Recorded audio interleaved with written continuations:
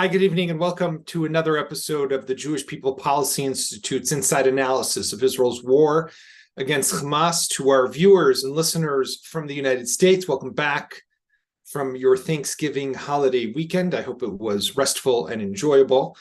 Here in Israel, we're not exactly on a holiday weekend, but a bit of a lull or pause, I guess you could call it, in the war for the exchange of hostages, although every day seems to bring with it more psychological warfare, more tension, and more challenges in understanding, as well as dilemmas of what's next. Where is this all going? How many hostages this day? How many hostages the next day? And what will happen when we're 2-3 days down the road into the extension of the ceasefires? It seems that everybody's looking to extend it.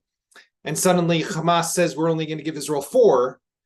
Does Israel continue to extend, or does Israel decide to go back to the offensive? And I think those are just some of the questions I'd like to talk later with our two panelists. We're joined by Einat Wilf, a former member of Knesset, former senior fellow at JPPI and acclaimed author, as well as with Professor Yonatan Givati, who's a senior fellow at JPPI, a professor of law and economics at the Hebrew University of Jerusalem. But before we get started, I did an interview late last night with Abe Foxman, the legendary leader and head national director of the ADL, the Anti-Defamation League. Spoke to Abe about America's role in this conflict.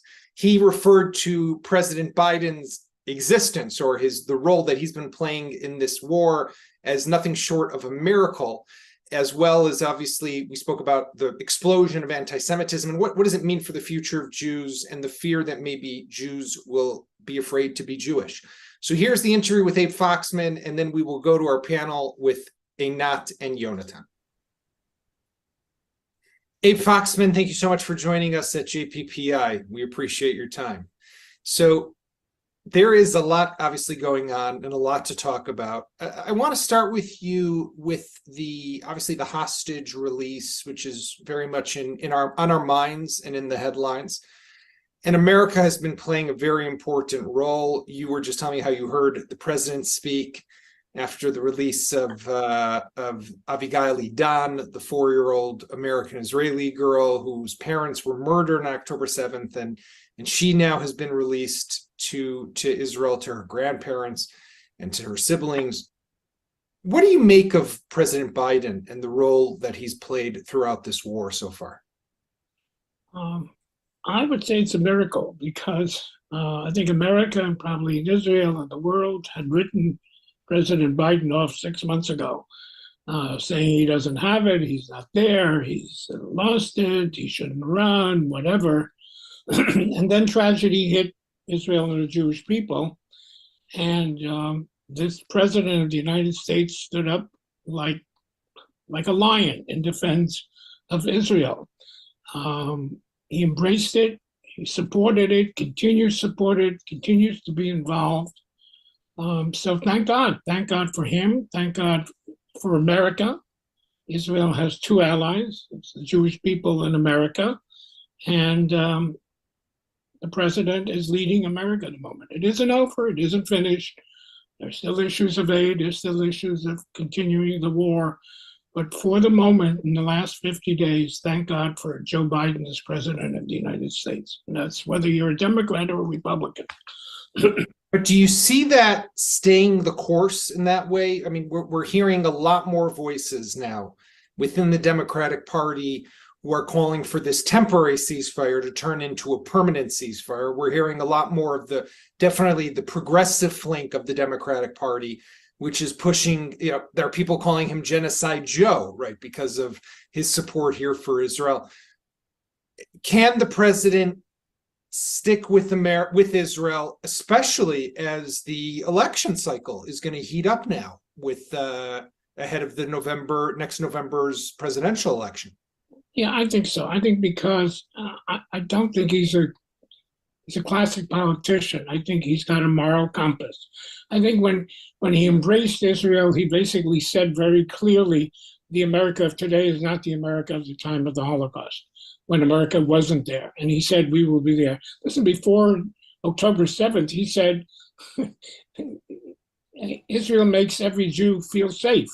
That's as Zionist a statement as you can make. Well, October 7th, not every Jew felt safe, and afterwards, and yet he's still there. So I'm not worried. I think he will continue to stand up. Listen, America is changing. America is changing. Recently, one of your leaders asked me, how would you assess America? And I would say, this is probably the last administration which will be as friendly to Israel as you can imagine, because there is a new generation. You have a new generation of Democrats who do not know Joseph. They do not know history. They don't understand history. They don't remember the Holocaust. They don't understand it. They don't know 48, 67, 73. All of this is ancient history for them, or totally ignorant. All of these things were elements that kept the American people close to Israel. You have a Republican government, a Republican Party which is isolationist, continues to be isolationist. You have the evangelicals, who are the new generation of evangelicals, don't necessarily believe that they need Israel to have the second coming. And the Jews have been really mistreated by Israel throughout these years. So put all these elements together, and this is probably the last generation of strong support. It doesn't mean that in the future it won't be there, but Israel and the Jewish people are going to have to work at it. You know, as we talk, Abe, there is an explosion of anti-Semitism, right? I think it was the organization that you headed for nearly 30 years, the ADL, just reported a couple weeks ago, 400% increase in anti-Semitism in the United States. We've been watching what's been happening on college campuses, where it's particularly disturbing, places like Cornell, Columbia, Penn, and others, Harvard, of course, but also just around the world. I mean, England, London looks like it's been taken over by an Islamic mob. France, Jews are taking mezuzahs off their front doors and are seeing Magen David spray painted on Jewish businesses. And, you know, you were a child Holocaust survivor. I remember the story of, you know, of course, of how your parents put you into a Catholic monastery of sorts. It was a nanny. And you were, you know, came to collect you, thankfully, after the war. What do you make of this, and what can be done? Well, I think the question people are asking me today, are you surprised? And my answer is no, I'm not surprised, but I am shocked. I'm not surprised because for the 50 years that I was in the ADL, we were delivering a message which nobody listened to, nobody wanted to listen to, maybe because it wasn't comfortable. And we were saying, I remember in all the roles that I had at the ADL, and every year we issued reports, we said anti-Semitism is serious. Certainly serious in the world, but we said it was serious in the United States. What America is unique but not immune. Not immune from anti-Semitism. It's a racist country in many respects. It's fought, civil war on racism. But we had, in the last 50 years, developed a strategy of containment, which worked. When you think of it, when you think about America in the last 100 years, from the lynching of Leo Frank in 1913 to the murder of 11 Jews in Pittsburgh, 100 years, only 3 Jews died in America because they were Jews. 2 of them related to the Middle East, which was Meir Kahane and David Halberstam, and one was the Brooklyn Crown Heights pogrom. But for 100 years, so it was unique. It wasn't guaranteed, but we always said it's there. 30% of the American people still believe we killed Christ. 30% of the American people still believe that we're too powerful and too controlling in business and in government, etc. So it was all there. So not surprised that when you took the lid off the sewers, when the internet provided a superhighway for unfettered anti-Semitism and race and hate. Not surprised when, whether you like Trump or not, he did good things, he also did bad things. He removed all taboos. And when the taboos were off, we're number 1 on the hit parade. And He didn't create the 200 neo-Nazis in Charlottesville, but he gave them a hechsher, that it was okay for them. So we're experiencing lack of civility, and lack of civility permits all, and probably the most significant thing that has happened in the last 5-10 years, and again, I blame it on Trump and Trumpism, he's destroyed truth. Truth was our defense. What is anti-Semitism? It's the big lie. How do you answer the big lie with truth? Well, he destroyed truth. And when we don't have truth as a weapon, as a vehicle to defend it, it comes to where it is today. So I'm not surprised, but I am shocked. I'm shocked in the sense that the intensity of the hate that's there. That means I knew it was always there. But to see it as cruel, as ugly, and as vehement, and as intense, I think that is shocking. The other thing that's shocking is we were a part of Yaakov, the effort to develop a strategy was to embrace other groups. But we never were fooled that they're going to stand up for us and defend us and fight for us. I don't think anybody, people may have thought, but most of us understood it's part of our tradition. And Einan Ili Mili, if I'm only for myself, what am I? So we understood it's part of not only justice and civility, but it's justice and civility for us. But we never thought they're going to come to the ramparts and defend us. But my God, such silence, such apathy, such indifference. Yeah, you can count on the fingers of your hands the people that we embraced that stood up. So that's shocking. That's very shocking. And again, go back to where we started. Thank God for America, and thank God for the president. But you mentioned obviously the other groups, the outreach that was done to different communities and people who just aren't there, politicians who are silent, people who are drawing the moral equivalency that just is so abhorrent in this conflict. But what I'm worried about is when I look at other Jews around the world, and particularly those in the United States, and I fear that what's happening now, because you can't escape Israel, right? If you're Jewish, if you have a name like Foxman or a name like Katz, and you're living in, somewhere in the middle of Arkansas, they're coming at you because you just have a Jewish name. And for whatever Israel did, it makes no difference whether you support it or you don't support it. What this could lead to is more Jews who want to move away from Judaism, who want to hide their Judaism, who don't want to be proud Jews. Are you afraid of that happening, of that being a counter effect of this? Yeah, I'm worried. I've always been worried. Listen, we've lived through Jews change their names, their identities, their noses, etc. So we've lived through this. Some of the great Jews of today, in their memoirs, tell us that when people thought that their name was German, they would say it's German. So today they're great Jewish heroes. So it runs in phases. I do worry because if one Jew takes off the mezuzah, it's one too many. But on the other hand, I think what you're seeing in Israel, and here Israel suffered a trauma, an unbelievable trauma, okay? And look how quickly everybody came together. Look how quickly those who were opposed to the government and against the government, within 24 hours united. I was in Washington at the rally. I was the last rally that made me feel proud as a Jew was the Soviet Jewry rally. But, they came from everywhere. They came from all walks of Jewish life, the left and the right, the religious and the non-religious. So at the end of the day, I continue to be an optimist. A couple of years ago, I was invited to a seminar at the Y Plantation on the subject, will Jewish civilization survive the year 2050?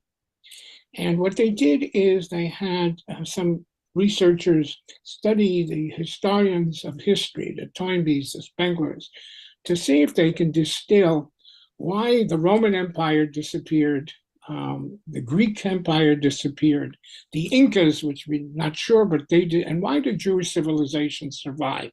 And if we can distill what it was that kept Jews going, then we can answer the question, will we survive 2025? And what they came up with is something, almost very simple, but yet very, very important. They said after the Roman Empire fell, no Roman got up and said, "I want to be a Roman." When the Greeks lost their empire, Greeks didn't run around saying, "I want to be a Greek." And if after the Shoah, when Jews got up and said, "I want to be a Jew, I want to rebuild as a Jew, I want to raise my kids as a Jew," that's the secret of Jewish survival. And I believe, we've had tough times, and these are tough times. But I'm seeing Jews stopping aid to universities. I'm seeing employers saying we're not going to hire anti-Semites. I'm seeing Jews standing up as Jews who I've never seen stand up as Jews. So it hurts for every Jew that takes off a Magen David or removes a mezuzah, because that gives an anti-Semites a victory. But on the whole, I believe the Jewish people, and you see it in Israel, and I'm seeing it here. I've been going to synagogues, and they're saying people are coming to synagogues who have been to synagogues in the last 10 years because they want to be part of the Jewish people. And being part of the Jewish people is being part of Israel. Abe, on that optimistic and positive note, I'm going to say thank you so much for being with us. Thanks for everything that you've been doing also all your life for the Jewish people. So thank you very much. So that was Abe Foxman. Always interesting to hear his perspective, especially on the issue of anti-Semitism and everything that's happening there. And I figured that's where we'd start. And Yonatan, maybe we'll start with you. You spent a lot of time, obviously, in the United States, teaching, working, and as an educator in Jewish communities and campuses. I mean, what's happening all over there? There's been some steps that have been taken. We saw, for example, the Harvard president establish this kind of committee that's aimed at tackling anti-Semitism and writing a new charter for how the school will do, or what it will do in cases like this. But I don't know that overall the situation is that much better. I mean, what's your read of what's happening? Yes, so it's difficult to know actually long term where things will end, but it seems that there is some reaction within the academic world to what was happening. I've been in touch with people at Columbia as well, and I think they established a similar board to counter anti-Semitism.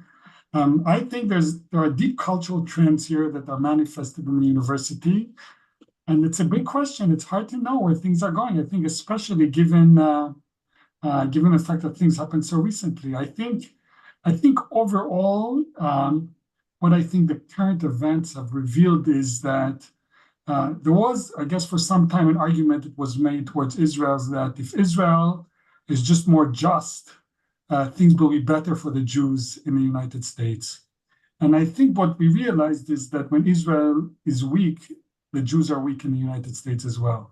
So it's not so much this idea. There was the idea that there's this trade-off. If Israel would take more risks and would be just more just, people will feel more comfortable. Jews will feel more comfortable in their home countries. And this didn't happen here. The demonstrations against Israel and the anti-Semitic events started before Israel was even invaded Gaza this time. So I think what was revealed is what actually we saw also in 1967. When Israel wins, when Israel is strong, I think Jews are proud and just feel more confident. And even when we're just, it doesn't help. When you're weak, even if you're just, I think people see the weakness and they come at you. So you're obviously watching very carefully everything that's been going on in the U.S. You were there just a few weeks ago, speaking at a bunch of different places and meeting with people. I mean, I think that one of the issues that I guess American Jews are going to have to grapple with much more is what is the future of the higher education system? Where are their kids going to go to school?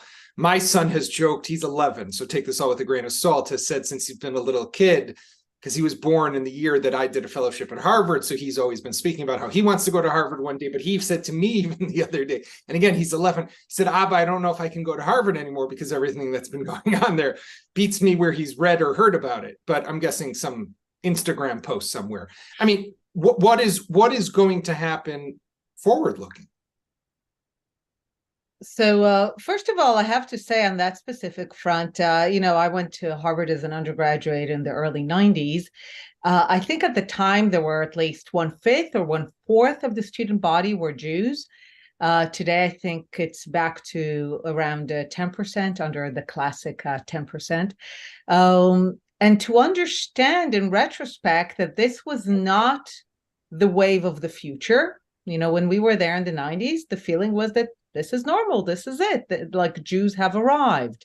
I mean, I came there as an Israeli, but it was clear that there was substantial Jewish presence. And in retrospect, we now understand that it was a moment rather than the new normal. So I think there will be grappling with that, with the notion that things are unidirectional, but rather understand that we made assumptions about things moving in a certain direction, and they've been reversed, and they could be even reversed some more. Reversed more in a sense. What do you mean by that? Like, how would that manifest? How much worse could it get? You could get how much below 10%. You could have you could have saying the numbers. The numbers, because you're seeing it now. You're seeing more and more families. I mean, I started seeing it years ago, when families were telling me quietly that as they're applying for colleges, their children are looking at the campus environment, and especially kind of the anti-Zionism and how much the pro-Palestinian but really anti-Jewish activity is on campus. But now it's much more in the open. I mean, now you have families, prospective students saying, this is a major consideration. On the very selfish side, part of me says, okay, great, come to Israeli universities. There's a kind of this hope for a wave of many Jews from around the world coming to study in Israeli academia. I think that could be a wonderful boost. But there's a sense of dread. There's a sense of premonition.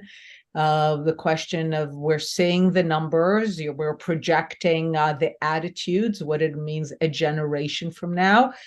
If I'll share with you something, many years ago, I gave a talk to a group of African-American leaders who came to Israel. And I told them the story of the Jewish people in Israel. And one of the women said, I'm listening to you and I'm thinking, your story is our story, the story of the Jewish people, the story of Black people, African Americans. It's the same story, she said. And then she went, but I go home to my home in Brooklyn and I have a Jewish neighbor, and they don't look like they're suffering. They have a beautiful house. They have a lovely art collection. They don't look like they're suffering. And I told her, let me give you an insight into the Jewish psyche. I told her, your neighbor might have a beautiful art collection and a lovely house, but deep inside, he knows that it could all turn on a dime. And I think this is the concern now, the sense that it could all turn on a dime. And the understanding that we cannot just be passive watchers of this process, but actually need to actively battle against it. Yeah. Very interesting. One of the things that's happening, if we're already on the topic of anti-Semitism, then I do have to bring up Elon Musk's visit to Israel today. I think I actually saw him as I was coming back into the city from Tel Aviv. There was a convoy of like these Cadillac Escalades, which you don't usually see in the city of Jerusalem, driving through near the president's house. And I know he just met with the president. I'm guessing it might have been him. But either way, Elon Musk has come under severe harsh criticism for endorsing an anti-Semitic post on X or Twitter, or whatever it's called these days, and someone who was talking about Jews hate for white people, and then he said, "Yeah, you said it. I 100% agree with you," but also just how X/Twitter. And I'm on it. I mean, I know you're very active on it. Yonatan, I don't know how active you are on it, but you're following it. It's a cesspool of anti-Semitism, of Jew hatred, of just anything bad in this world. You'll find it on Twitter. Still, we're all there. And he comes here for this 24-hour visit. Netanyahu takes him down to one of the kibbutzim in the south. He meets with the president, meets with Benny Gantz, is shepherded around like a hero. Yonatan, I mean, is there not a line that Israel needs to draw in the sand and say, By the way, I mean, there was a guy, sorry, I just had one other element to it. Michael Freund, who's a longtime right-wing activist from Renana, and used to be an aide to the prime minister, pointed out that Nasrallah runs an English profile page on X, right? Hassan Nasrallah, the leader of Hezbollah, terrorist organization. Why is Israel and our leadership playing ball with Elon Musk? Yeah, I guess the big question is how much can Israel influence the rules of the game, or how much Israel takes the rules of the game as given and tries to do the best it can within the rules of the game. So I think it's a trade-off Israel is facing also, I guess, when it's part of international organizations that shockingly did not express any condemnations of the event. So do you try to say, okay, this is a disaster, we're leaving everything, we're trying to do our own thing? Or do you try to have some impact within the rules? I think within the Elon Musk situation, it's really this is clearly someone who could influence the rules. So what is the best way for us to make an impact on him? One way is to say, okay, no one shun him. The other way is actually try to convince him. And I'm not totally sure what is the right policy here. This is something we could only look at in retrospect and see which policy would have been right, but it's not obvious to me what the right decision would have been here. And by the way, on that point, to President Herzog's credit, he did bring up exactly that issue with Elon Musk, which I didn't see Netanyahu necessarily bring up, but Herzog did bring it up and say that it's full of hate, it's full of hatred, it's full of anti-Semitism. And Elon Musk made some comments about how it is, and we have to do more to hate to stop this hate, etc. But I'm guessing that you would have a more political read of the Netanyahu embrace, remembering that when Netanyahu flew to the UN General Assembly, and someone reminded me of this today because I'd almost forgotten, Elon Musk had been in New York on Sunday meeting Turkish President Erdogan, flew back to San Francisco. Netanyahu was leaving Israel, flew all the way to San Francisco as opposed to having Musk spend one more day in New York, because Netanyahu only spent the day in San Francisco to meet Elon. What do you make of it? I'm deeply uneasy with the whole situation on so many levels. At the time, what he did in San Francisco and New York was basically because he was trying in some bizarre maneuver to show that he's kind of circumventing President Biden, because President Biden was giving him a lot of trouble with the judicial issues, and rightfully so. And so he wanted to show that he's going to the person who's more powerful than the American president. I don't like these games. I don't think they're healthy. Like you said, it also comes with a price of just ignoring issues. Elon Musk is an erratic man. I'm not sure it's wise to play to this erraticism. I'm deeply uneasy. Also, we know that Netanyahu looks to social media to buttress his support. So that also feels uneasy. I mean, I don't like it. So I do want to talk for just one moment about Netanyahu, because I do think that it's interesting. We have two people who are coming from different sides for a moment of the spectrum, Einat and Yonatan. Netanyahu, obviously, we all know, has yet to take responsibility for what happened on October 7th. My read of it, and it's been pretty much confirmed to me by people who have met with him, is it stems from two reasons. Number one, he doesn't think he's responsible, right? Which is pretty obvious. Number two is he sees a day after for himself here, right? So he believes that he can continue to remain in office when this is all over.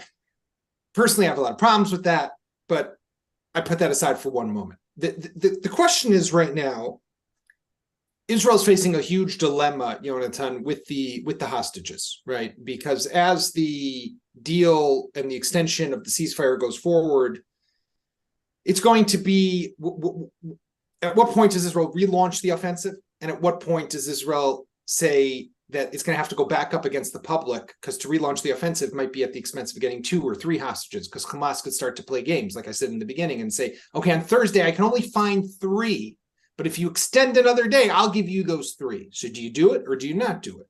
And the public wants those 3 home, presumably. But the national interest there's going to come a point that Israel's going to have to say enough already. We have to go back into Gaza. How do you see Netanyahu managing this? Well, I think in some sense, Netanyahu is a reflection of the fact that it's hard to predict what he's going to do, but I do think that the real cause of the issue is the need for the Israeli public to mature in a sense and to stop thinking. And this is a very difficult decision to make. And I think Yedidya Stern actually had a column about this morning in Israeli newspapers. And this idea that we think about the hostages as our children. And I think we all feel very passionate about them. But I think as public, we have to think about the long term. And I think the media is is partly responsible, I think, for creating. The media is totally pushing yes. the hostages at every. And by, I mean, what do you think about this? It's obviously something that we all care for, right? And we all want, but you can tell how in the stories and the language in what's being said, how much that is the priority. No longer Hamas. Sorry to interrupt. No, I totally agree with everything. And I think it's also more sensational in a sense because there's a human story about it and it's a very sad story. There's some redemption that we're seeing. So I do think that it's very attractive from a journalistic perspective, but I don't think that long-term it's very helpful. But you can think you're talking about Twitter, I guess, but the incentives of journalists are often to create something more sensational. Like the idea that the newspaper would say, I'm going to put the pictures of the hostages in the back pages because we have to think about long term. I just don't see an editor doing it. But maybe you could tell me what you think about this. If you were an editor of Jerusalem Post today, what would you have done differently? No, I mean, by the way, Yedidya Stern's column, which was published in Yediot Ahronot this morning, I'm not sure if it's coming out in English, but really he kind of laid out how the dilemma. And how at the end of the day, though, we can't lose sight of the larger objective, which is the elimination as much as possible of Hamas. And at some point, the government's going to have to say, enough, we have to go back to getting the job done. And I don't think anyone can argue with the fact that the military pressure is what has been instrumental in getting Hamas to also release some of the hostages, at least for now, right? Hamas's strategy, I thought, was when they took these hostages, people have asked me all along throughout this conflict, what were they thinking, right? Were they surprised by their success, or is this what they wanted? I think, personally, and then I want to hear what you have to say, I think it was a mix. They were a bit surprised. They were surprised how everything collapsed and how much we failed at stopping them. But they wanted to take so many hostages, and they thought that with the hostages, and because of the division in Israeli society, we would not be responding the way we are. But now, once again, they've been able to stop us by using the hostages. So they take our strength, which is our ability to pay a price, to sacrifice the many for the few. That is a strength, but that's also our weakness at the same time. And they play on that every step along the way. What do you think, Einat? So I think we're eating the fruit of just our terrible leadership from the beginning, because you get to problems when you don't solve issues ahead of time. So one of the main problems with the leadership is that immediately on October 7th or on October 8th, they did not make it clear what the war is about.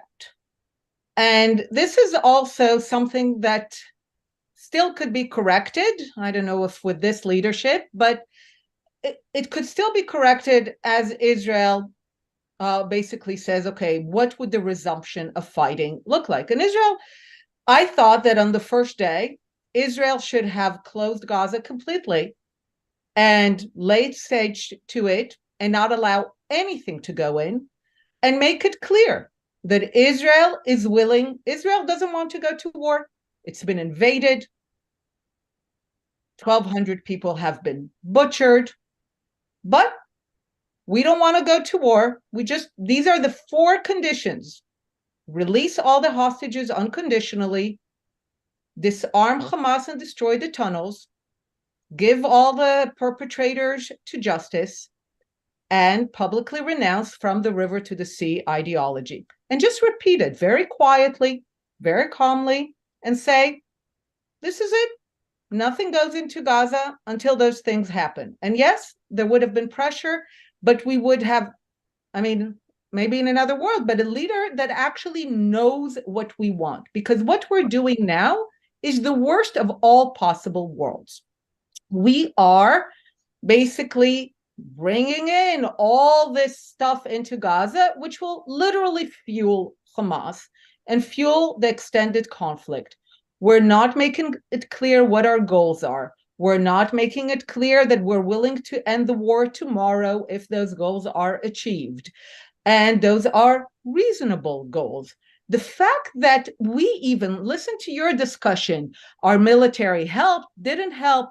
We didn't have the kind of leaders who could speak clearly on the first day and say, this is not on us.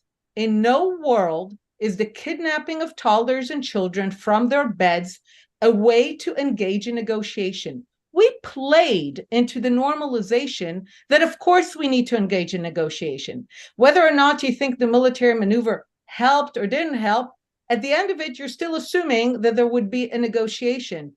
And we used to be a country that didn't do that and actually went and saved people and knew how to handle itself diplomatically and to tell the world, this is what needs to be done. But we did none of that. So when we have such mediocre at best, but really flaccid leadership, then we're stuck with the worst of all worlds.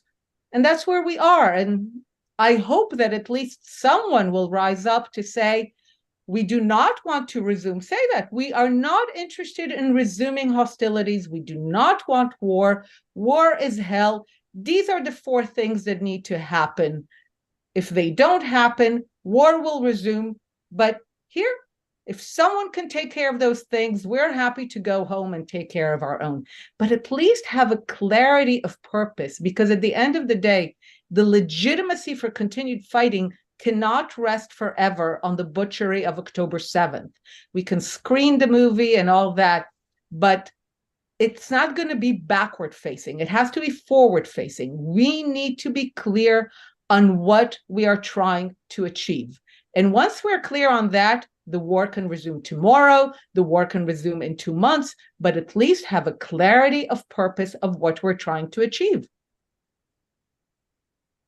And that is something that we're not getting from the government. That I totally agree with. We're not getting clarity. We're not getting an understanding of where everything is going and what the objective is, right? And we went from populist terms and slogans, we're going to destroy and eradicate Hamas, to now we want to topple Hamas, and who knows where else that eventually leads to. Well, tonight though, we're at least hopeful. It seems that the negotiations for the release of 11 hostages will take place, 8 children and 3 women, I guess mothers, and the extension of the ceasefire by another 2 days for another 20 hostages, although I would expect a lot of games by Hamas in the days to come, and these dilemmas will have to be dealt with by this leadership that, as you so eloquently said, Einat, is not exactly that doing that good a job at being as eloquent as a people in a time of crisis,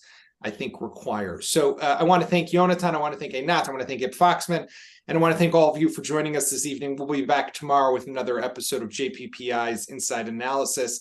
In the meantime, thank you very much and have a good evening. Thank you.